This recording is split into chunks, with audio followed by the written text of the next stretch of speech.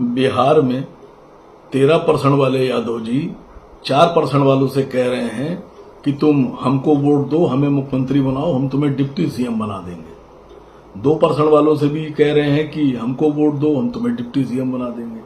6% वालों से भी कह रहे हैं कि तुम हमें वोट दो, हम तुम्हें डिप्टी सीएम बना देंगे। और वही 13% वाले यादव जी 18% मुसलमानों से कह रहे हैं कि तुम हमको वोट दो, हम तुमको बीजेपी से बचा लेंगे। यादव जी, अब आप हमें ना बचाइए, दरअसल अब हम आपको बचाएंगे। और अगर आपको खुद बचना है और मुख्यमंत्री बनना है तो आपको 18% मुसलमानों को डिप्टी सीएम बनाना पड़ेगा। हम मुसलमानों को अकल आ गई है, हम समझ गए हैं कि भारतीय जनता पार्टी से लड़ाई लड़ने के लिए हमें ताकतवर बनना पड़ेगा, हमें ओहदे पर फायज होना पड़ेगा।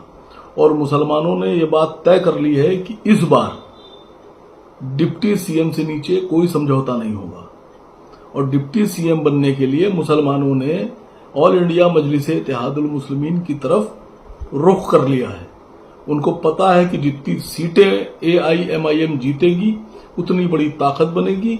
और फिर आप 4% वालों से पहले, 2% वालों से पहले, 6% वालों से पहले फिर आप हमसे पूछेंगे कि भैया हमको बचा लो और हमें मुख्यमंत्री बना दो, हम तुम्हें डिप्टी सीएम बना देंगे। आप MIM के आगे झुकेंगे क्योंकि आपको खुद बचना है। और राहुल जी को भी अगर बचना है तो हम बचाएंगे, आप नहीं बचाएंगे।